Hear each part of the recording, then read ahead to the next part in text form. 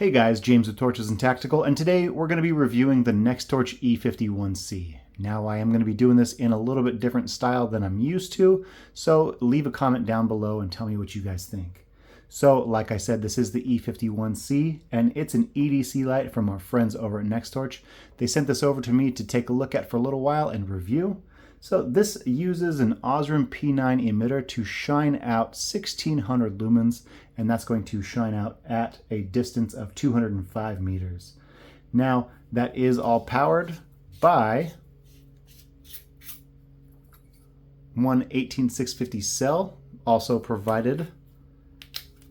And one nice thing about this is that they've done away with unsightly USB-C charging rubber flaps or the need to take out the battery to charge it. They did that by integrating a USB-C charging port underneath the head, so you can keep everything watertight, and that's going to give this an IPX8 water resistance rating down to 2 meters. Now, this does have 3 brightness modes as well as a strobe, but we'll get into that here in a second. For now, let's go ahead and dive into the packaging and find out everything that comes with it. Now this is the box that comes with the E51C. There was a battery compartment on the side that housed the battery separately. So you see the picture of the E51C up front dead center, so you know exactly what you're getting. Lets you know that you have 1600 lumens. On the side you have a couple specifications letting you know max and min outputs as well as your range and your battery duration. On the back it runs through a couple key tips on how to get the most of your light. So let's go ahead and dive in. So if we open it up, it is kept inside a plastic housing, and that's going to make sure that it doesn't rattle around on you. A couple silica gel to make sure things stay so fresh and so clean. And inside this package here, we do have not only a lanyard, but it is NEXTORCH branded. We also have the E51C manual, and this is going to tell you how to run through everything that you can do with it. And I have been through NEXTORCH manuals before. They're quite extensive. Additionally, to accompany that USB-C charging port, you do get a cable, as well as a couple spare O-rings, just to keep things watertight in case you find that over time the O-rings do wear out. All right, now let me bring this up close so you can see everything about this light. Now just doing a quick run through, you can see that flat aluminum bezel.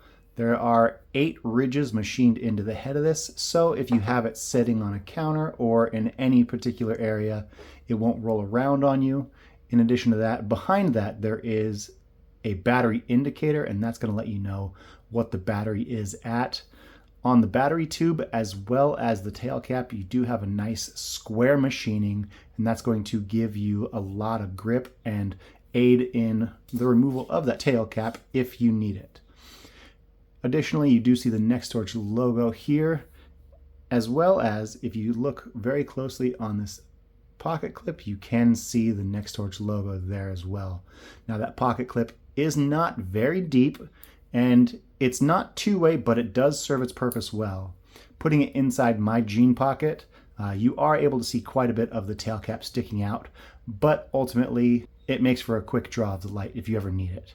Now one nice thing about this light in particular is that E-switch is functioning as a momentary and a constant, so you can press down the E-switch here halfway, and that's gonna, well, there you see that blue flashing indicator, so that lets you know what the battery is at. But you can hit that tail switch and that's going to give you a momentary. If you do that twice, you do get momentary strobe, and if you keep pressing down to lock it in place, it will lock that strobe. Also, you can sit here and activate your high mode, press again, you go to medium, press again, you go to low.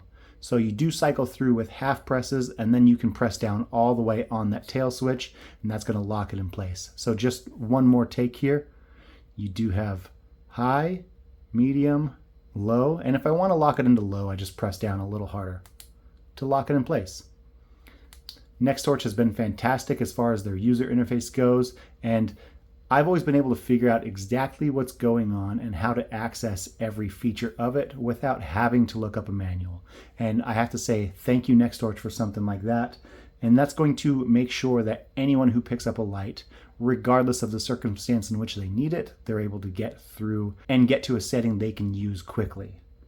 Now this is 6061 aluminum, and it does have a very even type 3 hard anodized coating. And if you look in here, you will see that that anodization does extend onto the threads. Now, if you look, these are rectangular cut, but underneath the head where the charging port is, if we open that up, let's see if you guys can get a good indication of this. Those are very triangular cut, and that's going to make sure that everything stays smooth and help grip down onto that O-ring.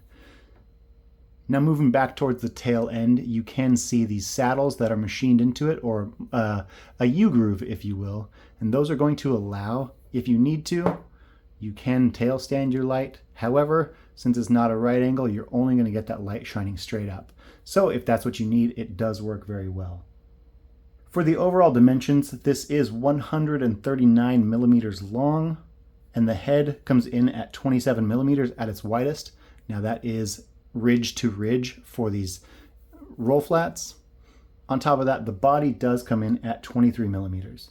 Now I did weigh this thing on my scale, and it does come in right at 5 ounces with the battery. However, if you take that battery out, it does come in at a very petite 3.2 ounces. So for this large of a light, that is pretty astonishing.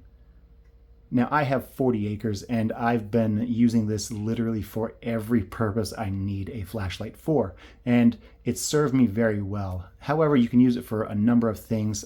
It is a smaller frame than some of their other lights, so if you do want to keep it as a pocket carry or EDC like it's intended, you can use it for walking the dogs, you can use it for chores around the house, what have you. But I've been putting it through its paces, and it's holding up very well. However, if you have an issue with yours, they do offer a 5-year warranty like it showed on the packaging. Let me bring that up here.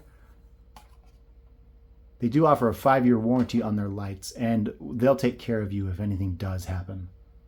Now, if we move up towards the front of the light, the business end, so to speak, you can see the Osram P9 emitter. Now that does come in at 6500K, and it's about 75 CRI on the color scale. What that's going to do is that's going to shine out at a very bright white, but your color accuracy is not going to be top notch. Now you can see on the front of this that it does have a glass lens, and behind that you do have an orange peel reflector, and that's going to give you, let me see if I can shine it down here in low.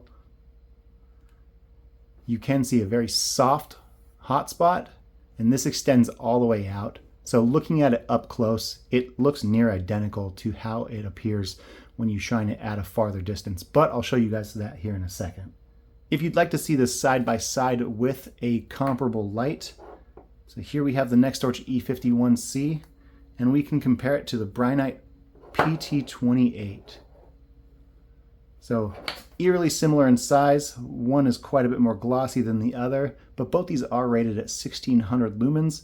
So I'm going to take both of these out now so you can see just what the beams look like at night. And that's going to give you a chance to find out if you like that long, smooth reflector of the PT28 more than the shorter orange peel reflector that helps with a little bit of flood. So let's go ahead and take these out and show you guys what these beam patterns look like. All right, guys, we have the NEXTORCH E51C. This is high, medium, and low.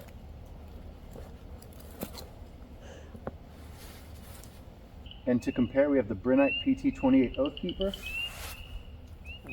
Low, medium, high, and turbo.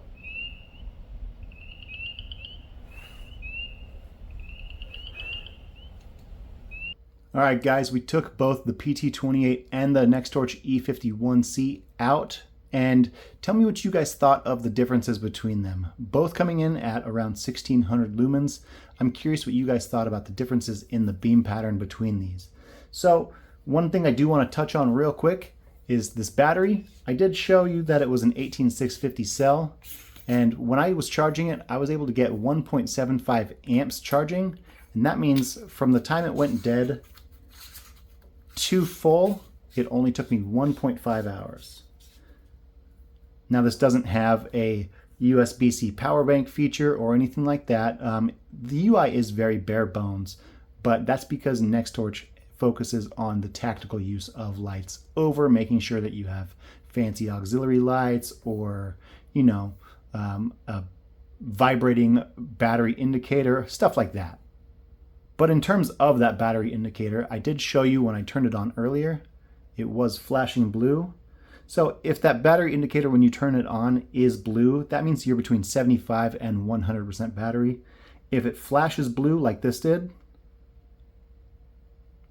then that means you're between 50 and 75%. However, if it's a solid red, that means you're between 25 and 50%. But if it's flashing red, that means get to a charger because you're between 0 and 25%. So touching base on a few of the features I like the most about this, I have to say that these always feel fantastic in the hand. It feels very ergonomic, and I've never complained a single bit about the ergonomics or the feel of any NEXTORCH light that I've personally used or owned.